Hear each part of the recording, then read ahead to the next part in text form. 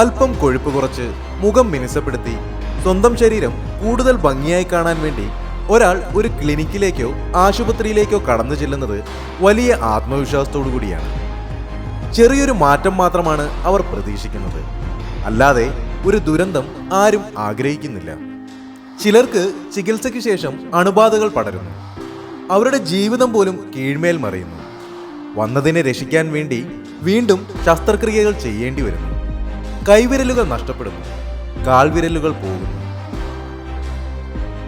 മുഖം മിനുസപ്പെടുത്താൻ ചെയ്ത ചികിത്സകൾക്ക് ശേഷം ചിലർക്ക് കണ്ണാടിയിൽ തങ്ങളെ തന്നെ തിരിച്ചറിയാൻ കഴിയാതെയാകും. ലളിതമായ കൊഴുപ്പ് നീക്കം ചെയ്യലെന്നോ പ്രായത്തെ പിന്നോട്ട് വലിക്കുന്ന ഇഞ്ചക്ഷനുകളെന്നോ പറഞ്ഞ് വിറ്റഴിച്ച ചികിത്സകൾക്ക് ശേഷം ചിലർ മരണപ്പെടുന്നു. ഇതൊന്നും എവിടെയോ നടന്ന വിദൂര ഭീകര കഥകളല്ല. അവയിപ്പോൾ നമ്മുടെ സാധാരണ നഗരങ്ങളിൽ നമുക്കിടയിൽ സംഭവിക്കുന്നതാണ്. ഇത്തരം വാർത്തകൾ വരുമ്പോൾ പൊതുജനങ്ങളിൽ നിന്നുള്ള ആദ്യത്തെ പ്രതികരണം മിക്കവാറും ഇങ്ങനെയായിരിക്കും: എന്തിനാണിപ്പോൾ അവർ ഇതിനൊക്കെയായിട്ട് ഇറങ്ങിത്തിരിച്ചത്? അവനവനെ തന്നെ നന്നായി നോക്കി ലൈഫ് സ്റ്റൈലൊക്കെ ചേഞ്ച് ചെയ്താൽ തീരാവുന്ന പ്രശ്നമല്ലേ ഉണ്ടായിരുന്നുള്ളൂ. ഇങ്ങനെ കുറ്റപ്പെടുത്താൻ എല്ലാവർക്കും കഴിയും, പക്ഷേ അത് ശരിയായ ഒരു പ്രതികരണമല്ല.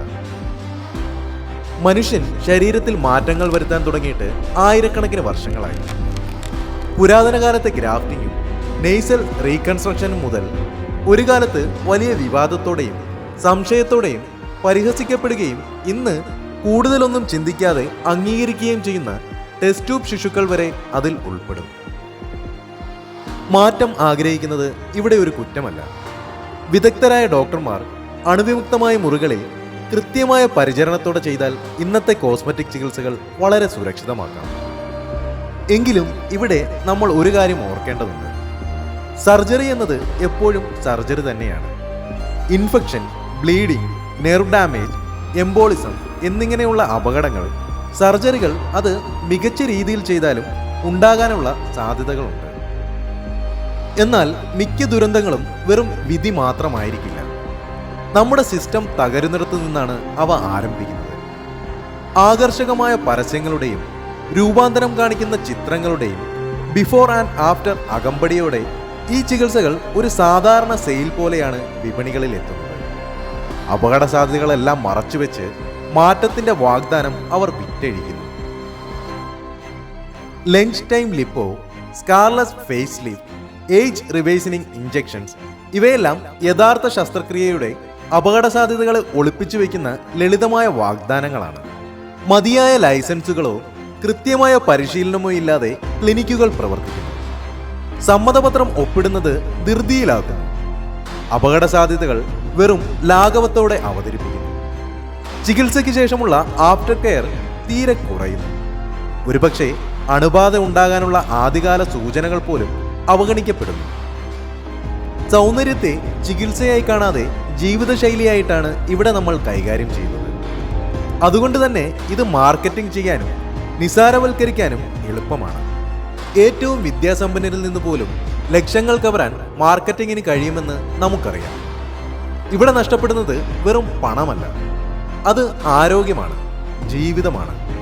മാറേണ്ടത് വ്യത്യസ്തരായി കാണാനുള്ള മനുഷ്യന്റെ ആഗ്രഹമല്ല, ഉത്തരവാദിത്തത്തിന്റെ ഭാരമില്ലാതെ ആർക്കും ചികിത്സ വിൽക്കാൻ അനുവദിക്കുന്ന ഈ വ്യവസ്ഥയാണ്.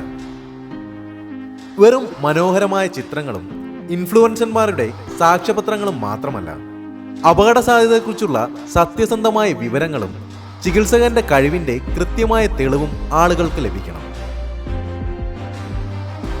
നിയമങ്ങൾ കർശനമാവുകയും അവ നടപ്പിലാക്കൽ യാഥാർത്ഥ്യമാവുകയും ചെയ്യുന്നതുവരെ ഒരു തൽക്ഷണ മാറ്റത്തിനായുള്ള വാഗ്ദാനത്തിന് മുമ്പിൽ ഒന്ന് നിർത്തുക. ചികിത്സ നൽകുന്നയാൾ യോഗ്യനാണോ? സുരക്ഷ ഉറപ്പാക്കുന്നത് എങ്ങനെയാണ്?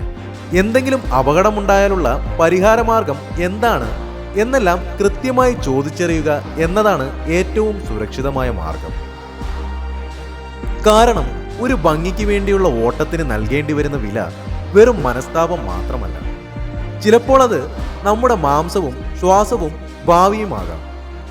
ഈ ദുരന്തത്തിന് പ്രതീക്ഷയോടെ വന്ന രോഗിയെ കുറ്റപ്പെടുത്താതെ ചികിത്സയെ കച്ചവടമായി മാറ്റിയ ഈ വ്യവസ്ഥയെയാണ് നമ്മൾ ചോദ്യം ചെയ്യേണ്ടത്.